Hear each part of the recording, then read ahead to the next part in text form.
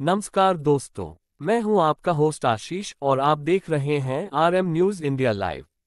आज हम बात करने जा रहे हैं उस बयान की जो एक तरफ सादा दिखता है लेकिन उसके पीछे छुपी है एक ऐसी रणनीति जो नरेंद्र मोदी के राजनीतिक भविष्य को ही हिला सकती है। नितिन गडकरी ने जो कहा वो सिर्फ शब्द नहीं थे, वो संघ का संदेश था। क्या मोदी युग का अंत अब करीब है? क्या आरएसएस ने 2029 का इंतजार छोड़ा और अब 2025 में ही विदाई का रोडमैप तैयार कर लिया?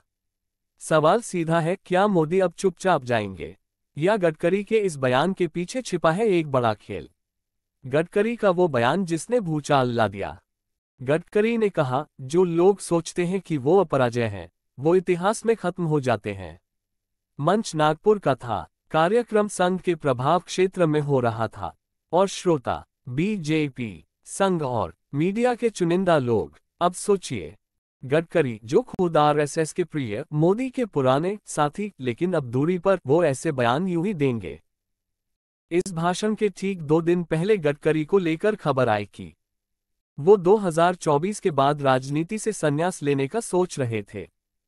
लेकिन अचानक वो फिर सामने आए और बोले, मैं कहीं नहीं जा रहा। जो खुद को अविजयी मानते हैं वो मिट जाते हैं। ये किसके लिए कहा गया था? अब बात करते हैं आरएसएस की। आरएसएस हमेशा संगठन के अनुशासन की बात करता है, लेकिन पिछले कुछ वर्षों में कई बार ऐसे संकेत मिले कि संघ और मोदी जी की सोच में फर्क बढ़ता जा रहा है। मोदी जी का व्यक्तिगत ब्रांड मोदी है टू मुमकिन है।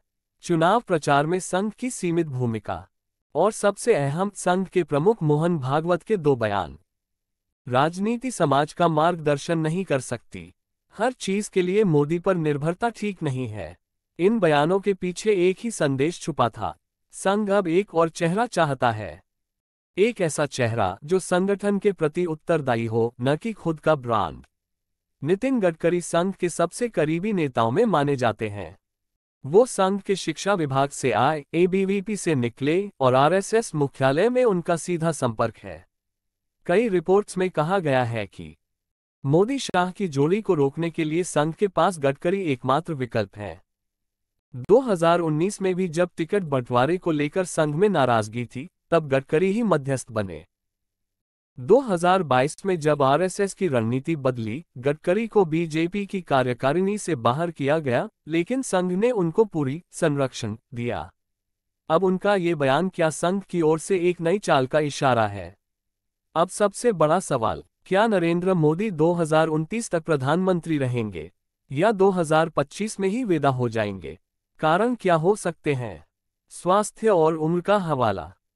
2025 में मोदी जी 75 के हो जाएंगे और खुद बीजेपी ने अटल जी के समय 75 की उम्र को रिटायरमेंट का संकेत माना था।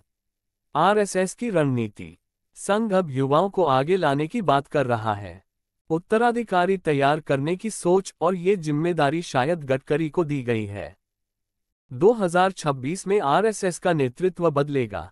मोहन भागवत जी खुद 2026 में 75 पार कर जाएंगे। ऐसे में वो नया रोडमैप 2025 तक पूरा करना चाहेंगे। ये सब संकेत यही कहते हैं। 2025 में मोदी जी की सम्मानजनक विदाई का माहौल बनाया जा रहा है। अब सवाल है, क्या मोदी जैसा शख्स जो 2014 से आज तक भारत की राजनीति के सबसे ताकतवर नेता रहे हैं, वो चुपचाप विदा ले लेंगे? संभावनाएं क्या कहती हैं?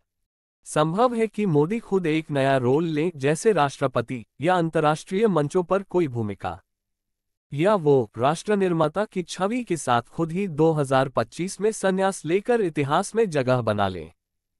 लेकिन अगर संघ के इशारे पर यह सब हो रहा है, तो क्या बीजेपी में 2 फाड़ होंगे? क्या शाह, योगी, गडकरी और मोदी अलग अलग रास्तों पर जाएंगे? आखिर में सबसे बड़ा सवाल जनता का है। क्या जनता मोदी के बिना बीजेपी को स्वीकार करेगी? क्या संघ का दांव चलेगा या फिर ये दांव बीजेपी के लिए भारी पड़ जाएगा? ये वीडियो खत्म नहीं हुआ है, ये बस एक शुरुआत है। आने वाले महीनों में और भी बड़े संकेत सामने आएंगे। क्या 2025 में भारत के सबसे लोकप्रिय नेता को संघ चुपचाप विदा कर देगा या इतिहास खुद एक नई कहानी लिखेगा? हमारी टीम इस पर लगातार रिसर्च और रिपोर्ट लाती रहेगी। इसलिए चैनल को सब्सक्राइब करें और इस वीडियो को शेयर करें। जय हिंद, वंदे मातरम।